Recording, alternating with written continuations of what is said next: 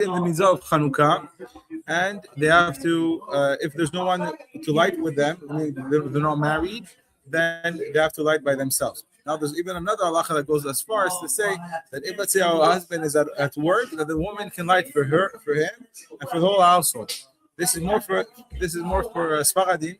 We hold like that there's only one candle light by house, so meaning that she can light because she's equally obligated in the mitzvah.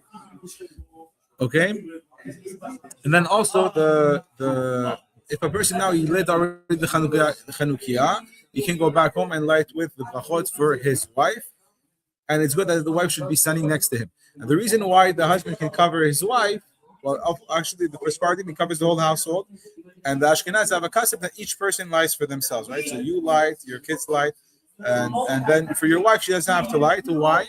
Because we say that ishto kigufo, a wife is considered like her husband. So if you do the mitzvah, then it's as if she did the mitzvah, and therefore she will be exempt. Now, for the children under the bar mitzvah, of course, but they cannot light for anybody. They can light for themselves. Yes, they can light for themselves, and that's actually the minhag for Ashkenazim, that they can light even with a bracha for chinuch, right? When they're under the bar mitzvah. But for Sfaradim, when they get over bar mitzvah, they don't light with a bracha anymore. So let's say in my house with my father, the halacha would be that he lights for everybody, but this halacha only applies if the person is dependent on the father, meaning that he eats at his table, or that his father is taking care of his needs. So, but if let's say he's married or he doesn't live there, then he's not able to do to be covered by his father.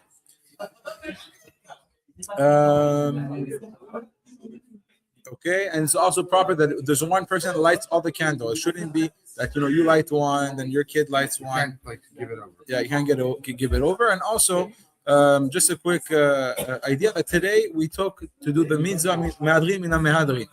So we do the best of the best because according to the strict law, we light one candle for the whole household, and you're good. This is the halacha.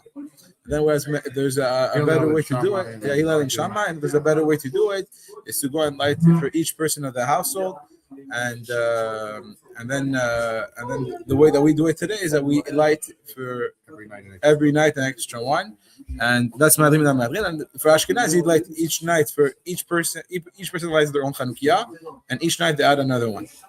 Okay, so it's good also to light with everybody. Now we're going to see that there's a specific time to light. You shouldn't go home at 9 o'clock and start lighting. No, but is there a problem if you're a little bit late?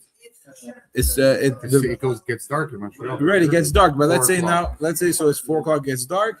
Let's say around 5 o'clock you should be lighting already. Can't light at 6:30, 7? Then you can. Technically you can, but the best should be to light earlier. Why? Because one of the halachot is like right after sunset, or like during the time of let's say 20-30 minutes after sunset, like really during this time, right before like you don't light exactly when the three stars are out. You light right after, let's say 20 minutes after sunset. But let's say around 5 o'clock today would be no problem. And the reason why is that Allah says that it has to be Pilsum Nisa. The miracle has to be made famous. It has to be made known.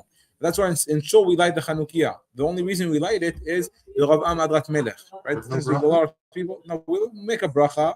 It's interesting. There's a whole question: why do you have to make a bracha if no one is yotze by it? You go to Shul, they do another one at your house, another bracha again. Yeah, no one is yotze, and even there's other thing is that let's say you go in places where let's say you go to a Chabad party, for example. Not everyone's gonna light. Yeah. So they say the bracha there. They say the bracha, but they're not yotze the mitzvah. So isn't it bracha levatala? Yes, but then you're going to say here there could be different. There's a leniencies on it, and there is also different because the if we're going to say they're not going to light at home, there's also another mitzvah of there's another mitzvah of making it in public.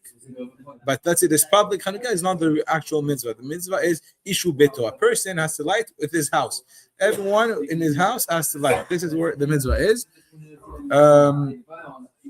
Okay, now let's say someone who cannot afford to do the mitzvah, he has to go and knock on doors and collect the money to go and do it. Even sell his own clothing. So we see that the mitzvah we're very mahmir. Because all the other mitzvah, let's say now he doesn't have a lulav. Now we're not going to say go take a mortgage because you need a lulav, right? We're not going to say go get in debt. No. But here we see for this mitzvah, the Chachamim, they were very strict with it. Okay. Okay, and also you don't have to light it with a Chanukah, right? So let's say now you're somewhere where there's no Chanukah. You have candles. You light one candle. You put it anything that can hold the candle is enough. So let's say you have a table. And everything. So let's say you have a table. You go, you light. There's no problem. Now, very important is that the shamash itself is not the mitzvah. You shouldn't go and light the shamash first, unless you light the shamash first before you make the bracha. Because the shamash is not part of the mitzvah. The shamash was an invention from the chachamim that they. Well, I don't know if it's from the chachamim, but the custom is actually it's a custom. That's why the shamash shouldn't be at the same level. They shouldn't confound it to be like one of the lights. And the reason is that you're not allowed to have any benefit from the lights. Meaning, let's say there's a blackout and there's only the Chanukah candles light. You can't move, can't do anything. Why? Because you're benefiting from the light. You can't read, you can't do anything extra. But now we light the shamash. Stay in the presence of the Chanukah. So you're supposed to stay there for half an hour. It's supposed to be the glow, and you can daven, and you can ask for things. Right, chazak. But nowadays it's not really applicable to shamash since we have candles, Electricity. We have electricity in the house, right? So, but let's say that the electricity goes out. So nevertheless, you will have the shamash. The shamash will be there so that you don't do the isur of using something that was made for light only. Meaning that's like kadosh. It's holy for the lights. So you cannot use it for something else. Exactly. You cannot use it for your own stuff or even anything else. Even if it's reading a Torah book, would not be permissible. Okay. There's also the custom to have a very nice menorah. If you can afford a silver one, it's very praiseworthy. All goes with there's a lot of nice silver ones. You have one? Yeah, Baruch Hashem, I have one. Silver. Yeah. So Big, like good yeah, size. this Baruch Hashem, it's very good. But it's very good if you can polish it and everything. Yeah, my wife, she polishes it. But Baruch Hashem, yeah. So it's very good for the beauty of the mitzvah. Of course, if you can afford it, that's very good. Okay, and like you said, there's a mitzvah sitting next to the menorah. I'm on the second page. There's a mitzvah sitting next to the menorah, and 30 minutes. Yeah, 30 minutes next to the menorah. If there's no Bittul Torah, Yeah, because if let's say you can go learn, there's not an actual obligation. It's a good thing to do, to be sitting next to the Chanukah, because it's like you just light and then you run away. So it's like it's not a real. You stay there. What are you supposed to do? Sing songs, whatever. Yeah, you sing songs. You can learn there. You can just stay there in the room with it. Exactly. Okay, and then also like we said, this far custom is to have one menorah, and then for the Ashkenazim is everyone lights their own Chanukah. Now, where to light the Chanukah? You see on page 2. Okay, so when lighting the Chanukah on the first night, one should first light the candle which is to the extreme right side of the menorah, which is the furthest distance from the doorpost without a mezuzah, and closest towards the doorpost with a mezuzah. So, like we said, so the custom is to bring it by the door. If you can't put it by the door for whatever reason, you can put it by the window, and by the window, like we light, of course, you start with all the way on the right side, and then we start from the left from the left one till the right. So you always light the new candles, and then you continue all three. And then you go backwards. Right, exactly. You go backwards, but the way you light is that you have to start with the right, and then you go from the left to right. Right? No, I mean from the right to left. Right, you start with the right, and then you go. Let's say you have a candle. It's day 4. Right. So you have the candles from the right side. Right. So we have, let's say the Chanukah is in front of me. Yeah. So then the candles are in front of me from the right to the left. So I start with the right one, and then I go down. But you start from day 1, day 2, day 3, day 4. You light from day 4, 3, 2, 1. No, day 4, 3, 2, 1. Okay, so you light the hill away. Yeah, exactly. That's the way. No, because Bet Shammai he says actually you start with 8 candles the first night, Down 8, 7, then 7, 6, 5. But the menorah, but the mitzvah wasn't 8, right? What? The miracle wasn't 8 nights. That was 8 nights. No, they had enough oil for 1. No, Chazak. So the miracle with the miracle with oil. Oh, Chazak. No, but since it lasted 8 days, it was supposed to last 1 night. But someone told me once, it's like the miracle part's only they had enough for 1. That wasn't a miracle. It only was No, but to remember the miracle that it lasted one portion lasted for eight nights. That's what we do. But yeah, it's I guess technically, but I guess you can't really say that because from this one you had all the other nights, so it wouldn't be fitting you skip that night. Okay. But what, the bracha gets. So you're saying you don't like. You say the bracha before you light the shamash, or after? No, so halak. So if you do it with the candle, so you should light the shamash first, and then if you the shamash is not if you want, but the shamash is not necessarily to light the other candle. It's just to be there. But if so, you don't have to. You're not supposed to light the candle with the shamash candle. No, you can do it, no problem. But you shouldn't make a bracha, and then you shouldn't make a bracha and then light the shamash. Yeah. So make sure that the bracha is after the shamash is already lit. Right. When you're starting the lights. Right. Or let's say the way I do it, because I do it with the oil. So I will light the first Chanukah candle. What are you lighting with? With the fire? With a candle. Stick, a candle. I take a candle. I light each one, and the last one I light is the shamash. Okay, then it doesn't matter. But you can light the shamash first, whatever you like, but don't make a bracha on the shamash. Okay. Now we're gonna go with. Now let's say a person forgot to light. Okay, so you were in Miami, you came back fast, and now you forgot to light. What do you do? So you're allowed to light till dawn. Okay, so till the morning, you're allowed to light. No, till dawn is not the morning, but till it starts to get light out, and then if not, then you lost your mitzvah for the night. You can't make it up. Right, so you can't make it up, and then you're done.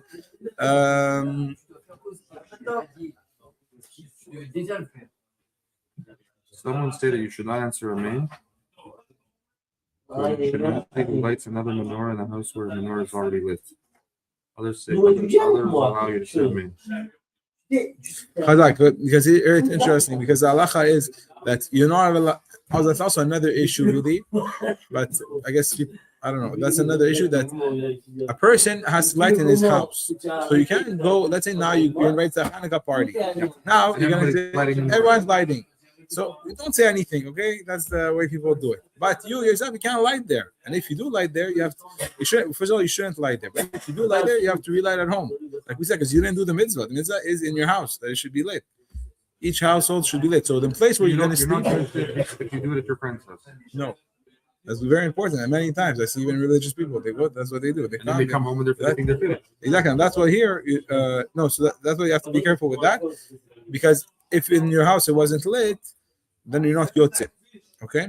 Now even if you did it at another person's house. Yes, very good. Now more than that, if let's say you're at home, your wife is at home, you're not there, and no one's there. You're in Miami. Now she lights, you're covered. You're covered.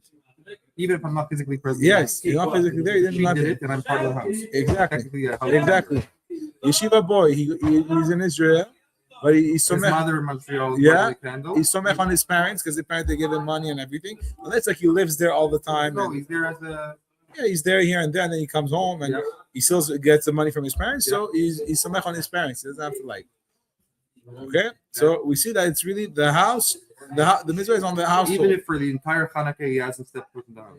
Right, exactly. So if your wife lights all the 8 nights, and you happen to be an HR for a business trip, exactly, and you can't light, or it's not chazak, but it's not even you can't light, my friend, because you're not in your house, you're in the hotel. You understand? Exactly. So now there's a question now for the hotel. Because the hotel says now it's like you're renting it, so it's like your house for those days. So if let's say you're with your wife and your kids, so then you should light there. Yeah, you can light there. Okay. Very good. Now, the height of the menorah, we see in page 3. So ideally, it shouldn't be. It should be 10 tefachim. So 10 tefachim is around 80 centimeters. So it shouldn't be too high and it shouldn't be too low. But if you didn't place it at the proper height, then it will still be okay. Also, it shouldn't be too high. This doesn't really apply today, but it shouldn't be above 20 amot. But this is only if it's in the same room. So let's say you go to Chabad somewhere, they want everyone to see it, so they put it all the way up. It should be an issue. Except it says here above 20 amot. If you have it higher than 20 amot, it's not fulfill the mitzvah. No, Chazak, but this. So the big ones don't count. The Chabad, the big. Which ones? What do they have outside? The huge ones in front of their Chabad house or whatever. Well, no, but it depends how big they are. But if let's say the one in Kotzin Library that you drive by every day, that's a big but it's not 20 amot. That one. That 20 amot would be like around 10 meters. Oh, that's 30 something feet. Yeah, it's not very high. Yeah, so one would be there. Also, something very But it's important. in above. That means in an apartment building. Very good. So here, look, measuring from a second floor. Those who live on high floors that are above 20 amot measure the 20 amot from the floor they are standing on. Therefore, the menorah would only have to be within 20 amot of the members of that house apartment. So this would not be a problem. So wherever you are, it's good to light by the window. Okay. Here, and that's very important. Now for the windows.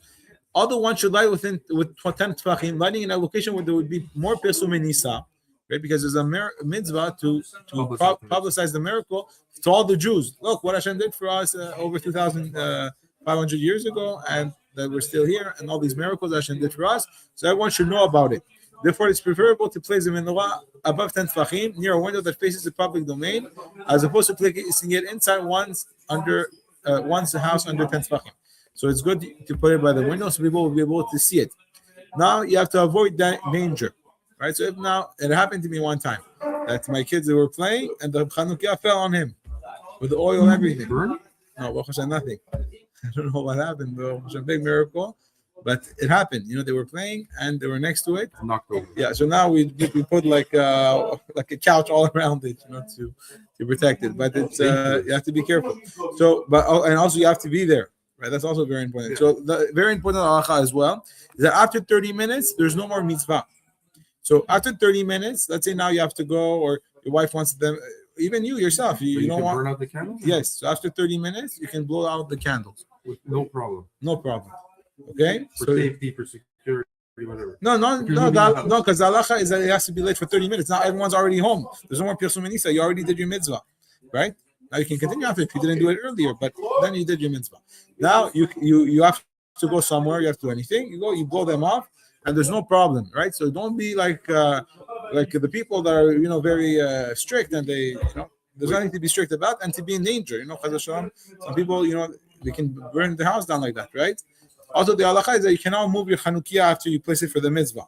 So you can't say, "Oh, I'm going to light here and I'm going to put it by the sink," right? So if something happens. So you have to wait there for the half an hour. Then after you smokes or something like that? Right. Well, because that's the place of the mitzvah. So you can't take your. You can't move it. No, you can't move it. Once no, you don't think it's not Shabbos, it's not anything. No, it's muktzeh. Exactly. I would say it's like a of muktzeh, because there's muktzeh limitzvato. So I don't know if that's the inyan. Bi'aron. The fact that we can't move the Chanukah, is it muktzeh limitzvato or it's what's the inyan you think? Huh? Good question. After you light. But why can't you move it? It's late. You did the mitzvah now, but you can't. We know that you can't move the Chanukah. No, during the week.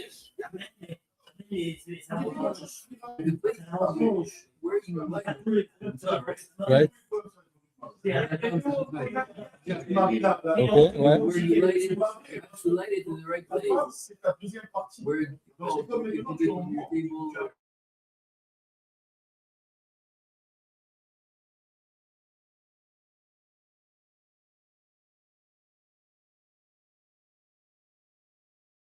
Let's see if he brings it here. Which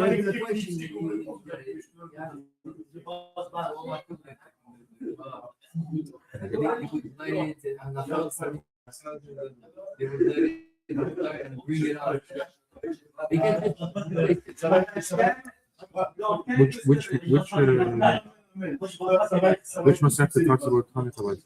Oh, Chada. So, what did you say? He says it's in Talmud. Yeah, in Shabbos. It talks about Hanukkah, yeah, there's the 3 pages. Hazak. Very good. Rabbi Aaron. Okay, there's if you want, we can just skip just to answer this question on page 13. Page 13, yeah. Near the nair? No. Lighting a blown out candle. After 30 minutes, one may extinguish. Okay, so lighting fulfills the mitzvah. One may even light cigarettes from the candles. Oh yeah, after 30 minutes, right? Exactly. So just to tell you, candles. One may light the menorah from synagogue candles or from Shabbat candles, as they're all considered mitzvot. Okay, but look here on page 13, the last halacha. Lighting fulfills the mitzvah. Okay, and not the placement. Therefore, so one who the lighting of menorah was not initially placed for the mitzvah of Chanukah does not need to reposition the menorah, since the lighting is what matters. Conversely, One who lit the menorah in the wrong place and then moved it to the proper place has not fulfilled the mitzvah since it was lit in the wrong place. So that's the thing. So it's not about muktzeh, but since it was lit in the wrong place. The candle That's was it. previously lit before the time of the lighting. One must extinguish in order to relight the mitzvah. Okay, so that was the halacha. Okay. Yeah. Lighting in a windy place. So let's go back now to page. Going page 4. Yeah. Okay. Okay. So we have halacha here indoors versus outdoors. So it would be good. It's good to light outside. It's the best way to light outside because a better person is up. But the common custom is to light inside the house. Also, practically, it will be difficult, with the wind and things like that.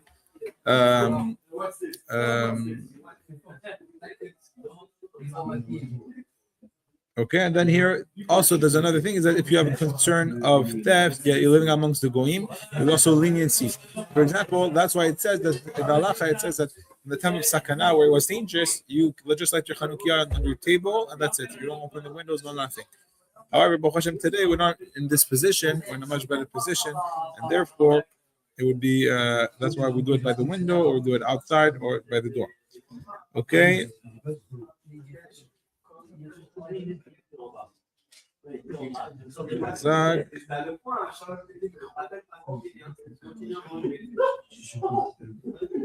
Okay, now wearing tzitzit. It's a good thing to go and wear tzitzit when you light the Chanukah candle, and there's actually a thing like that. It says that you have a person that has tzitzit on himself.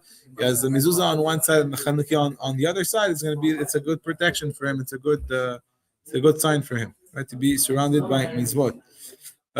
Now, for office and stores, one is not required to light one in one's office or store, even if one usually dwells and eats there throughout the day, right? So there's no mitzvah there. Now, the time to light, okay, very important. You see? Stars. So the minhag of Sfaradim is to light at Tzet HaKochavim when 3 middle-sized stars are visible, Later, and not any earlier. This is around 20 minutes after Shkia. Some say that it's proper to light at Shkia, as Rab Elul Ben Chaim. Lighting after Tzet. One should make sure to light immediately at Tzet HaKochavim, or at least within 30 minutes from Tzet HaKochavim, which is 50 minutes from Shkia, right? So at least within 30 minutes from Tzet HaKochavim. This would be. Nevertheless, one was delayed, may b'diavad after the fact, light until Amud HaShachar, which, like we said, until dawn. Okay. Nevertheless, one should try to light as soon as possible and refrain from delaying or performing any other activities. Even if there will be less than 30 minutes until Amud HaShachar, one will light with a bracha. Someone who did not light before Alat HaShachar should still light while there is still some darkness before Netz. Netz is sunrise, right? So you can still light without bracha. Nevertheless, one should light without reciting a bracha. Some say that those who light indoors may delay the lighting until all the members of the house are together, even if the 30 minutes from Shkia will pass.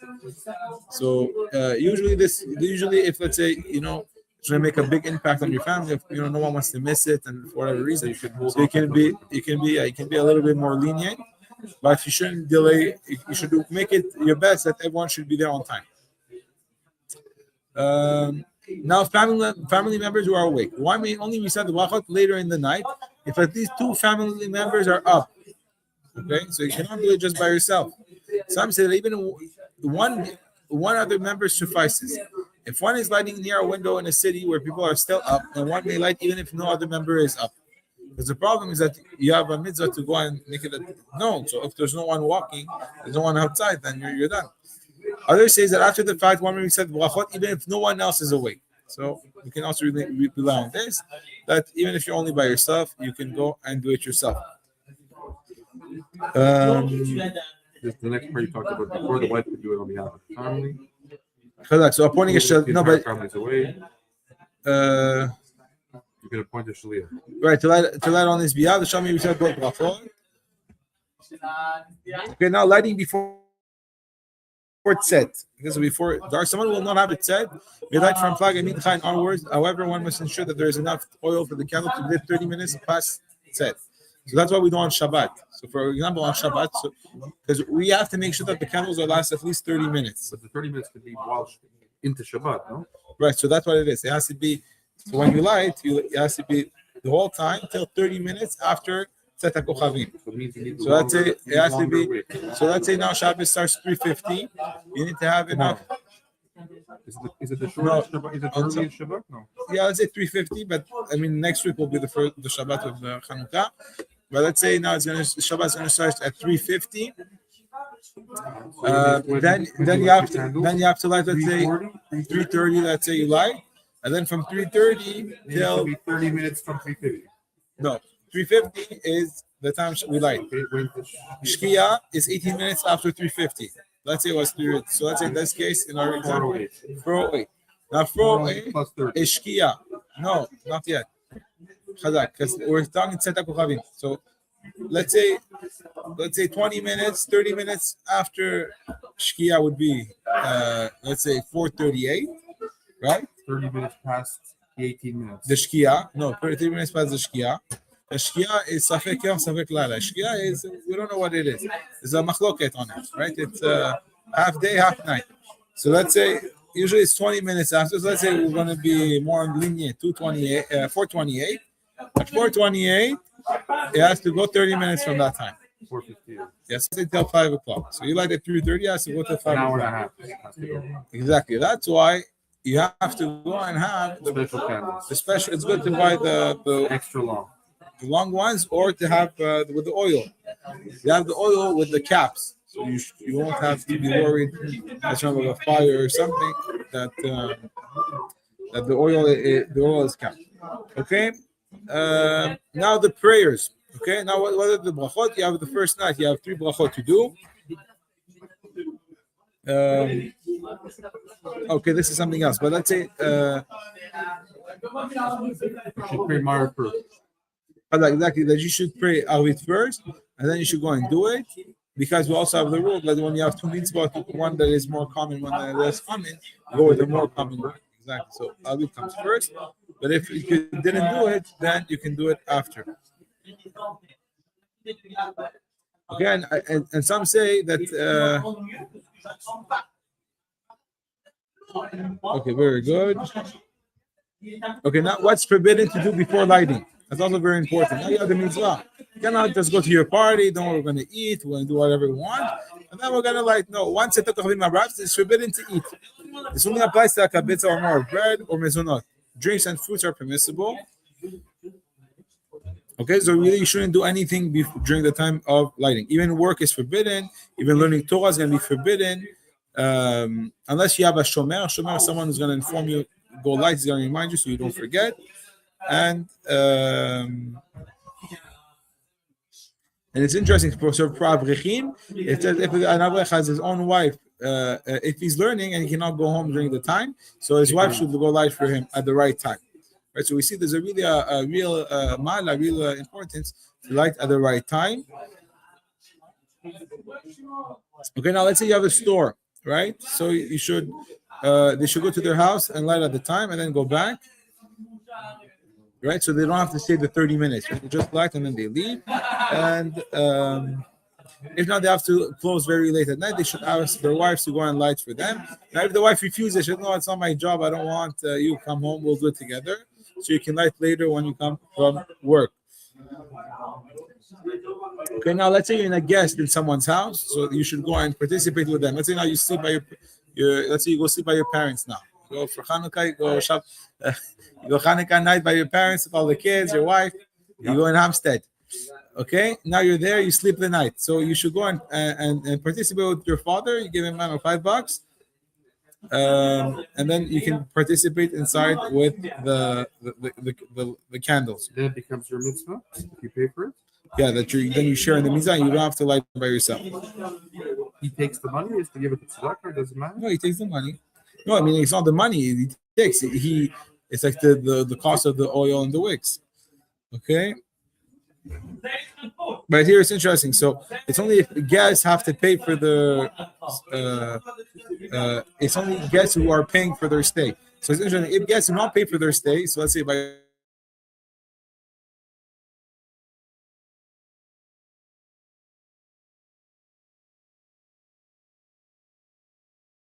in the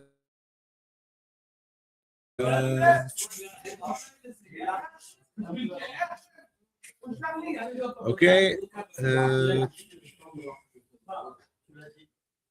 So it's interesting. So married children that stay by their parents, they don't have their parents light for them, and then they don't have to do anything unless they want to light for themselves. They can, but that's the issue now with Ashkenaz. You see, because Ashkenaz each one lights for themselves, but it's only in their own house. They can't go in someone else's house and light for them. So they have to be relying on the lighting of the father. Okay.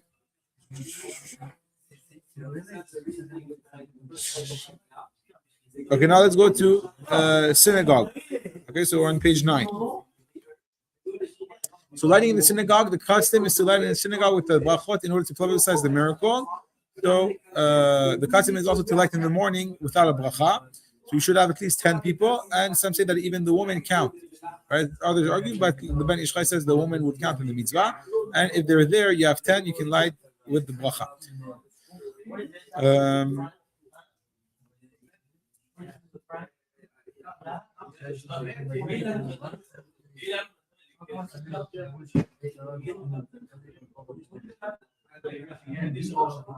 the first time Chanukah falls on Shabbos, one should not recite the Shechianu. So here we see that there's a few different halachot of how you have to light. If you already lit at home, then you don't have to say, everyone lit already. You don't have to say Shechianu again. If you lit before going to synagogue, you still have to light again because of the Pesum Nisa.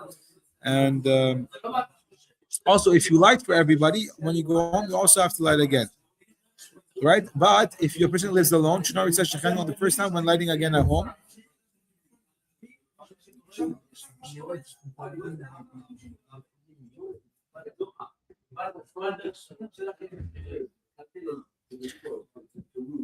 Okay.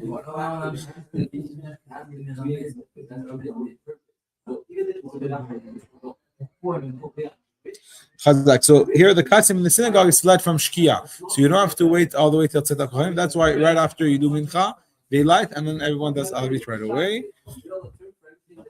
And then in the synagogue, they should put the Chanukah next to the Aron HaKodesh on the right side.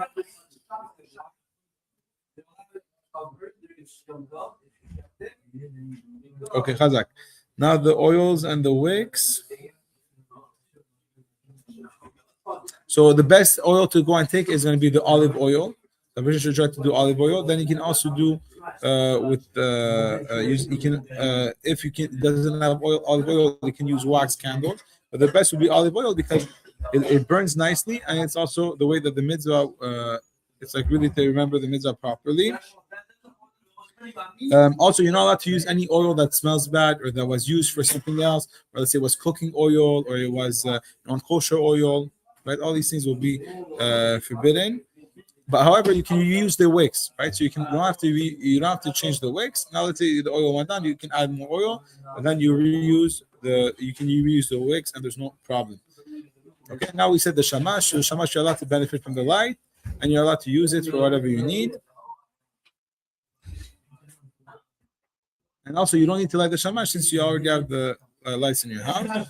And also, you should not light from one candle to another candle. So let's say you have one candle that lights, you shouldn't take this light to go light the other one. Amen. Yes.